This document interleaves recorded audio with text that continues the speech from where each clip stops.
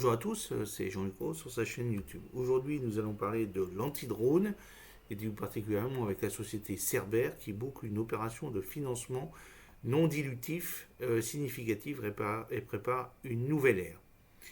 Après des levées de fonds de 500 000, puis 1,5 million et 5,5 millions d'euros respectivement en 2016, 2018 et 2020, la start-up spécialisée dans la neutralisation des drones malveillants annonce aujourd'hui avoir mené une opération de financement non dilutif avec en lead la BU Tech de la Banque Postale. Créée en 2015, la start-up Cerber s'est rapidement imposée comme l'un des leaders français de la lutte anti-drone grâce à ses solutions de détection et de neutralisation par brouillage. Devenue rentable fin 2022, l'entreprise prévoit de doubler ses effectifs dans les 24 prochains mois, passant de 30 à 60 personnes avec un grand focus sur la conquête de nouveaux marchés. Rien ne semblait pourtant promettre Lucas Lebel à cette trajectoire. Il n'avait d'ailleurs pas véritablement de velléité de devenir chef d'entreprise. En effet, l'homme venait de faire de la gestion de fortune pendant les 2 dernières années. C'est là qu'il se frotte pour la première fois à ce monde des startups. On gérait la fortune de beaucoup d'entrepreneurs, explique-t-il à Madines. On est donc amené à se rapprocher d'eux et à découvrir leur parcours. Cela m'a fasciné. Quand il quitte son poste, il a la certitude de vouloir se lancer dans l'entrepreneuriat et dans la tech.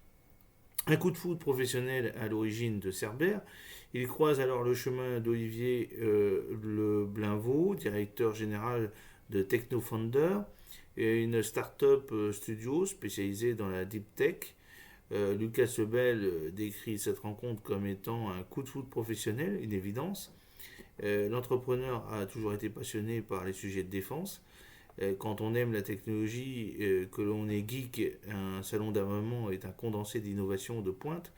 Cela donne un avant-goût de ce que l'on fera apparaître dans le civil des années plus tard, et que ce soit des exosquelettes, des drones, l'espace, etc.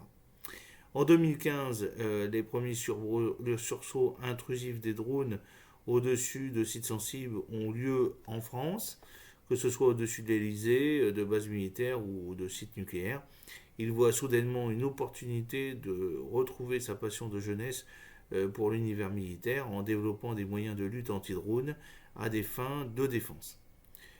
On sert un objectif très noble, explique-t-il. On ne fait pas de létal, on ne blesse pas des humains et même, bien au contraire, lorsqu'on réussit nos missions, on vient sauver des vies. Cerber était né.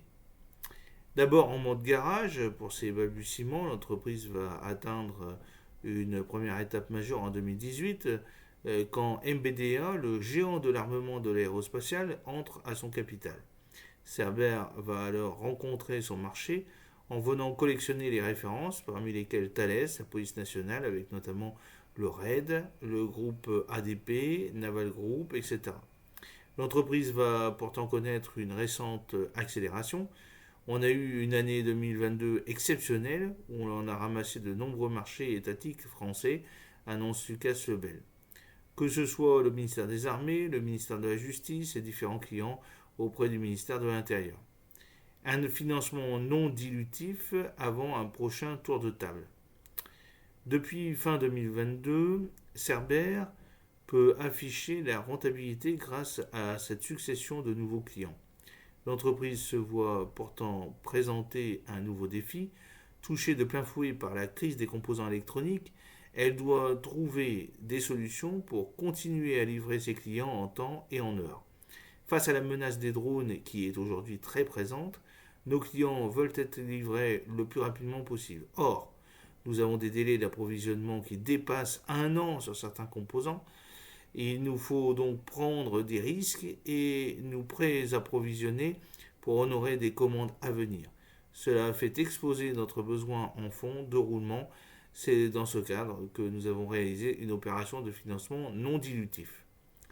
Cerber contracte ainsi un crédit significatif auprès de la Banque Postale et de la Société Générale. le tout étant contre-garanti par BPI France. Un mode de financement que Lucas Lebel ne connaissait pas avant 2020. Après 3 opérations de financement dilutif, j'ai des contraintes. Je dois veiller à ne pas diluer de façon trop importante le capital. Nous sommes encore dans une période de tension au niveau des levées de fonds technologiques et je devais donc examiner des solutions alternatives. Le premier article que j'ai lu sur ce sujet, c'était d'ailleurs sur Madines. Il découvre alors l'existence de la BU Tech, de la Banque Postale et rencontre son équipe. J'ai eu un très bon contact avec eux, ils ont une sensibilité à notre industrie et la communication a été très fluide. C'était très important d'avoir des gens qui nous comprenaient véritablement, puisqu'il y a une certaine asymétrie d'information entre les deux parties pré-transaction. Cela va donc créer une défiance qui pourrait faire capoter un deal. Ici, j'ai rencontré des personnes qui ont une expertise très pointue sur des sujets technologiques. Cette opération est très importante pour la BU Tech, précise son directeur, Nizar Daman, car la souveraineté technologique présente un intérêt stratégique pour la Banque Postale. La solidité du modèle d'affaires du management de Cerber est au cœur de l'ADN de la BU Tech de la Banque Postale. Cela n'empêche pourtant pas Lucas Lebel de préparer les modalités d'une nouvelle levée de fonds traditionnelle. Nous nous approchons du 9e anniversaire de Cerber et nous avons des investisseurs de la première heure qui veulent assurer une rotation de leur capital.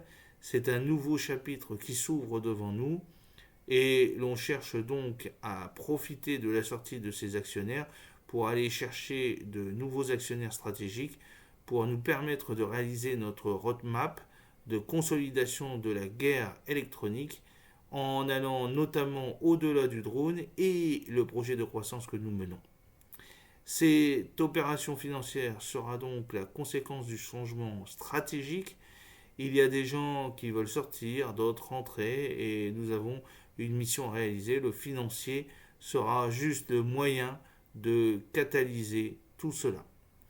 J'espère que cette petite vidéo vous a plu. N'oubliez pas de cliquer sur le pouce pour la promouvoir, de vous abonner si ce n'est pas encore fait et de partager cette vidéo sur vos réseaux sociaux. A très bientôt. Fidèlement, Jean-Luc O.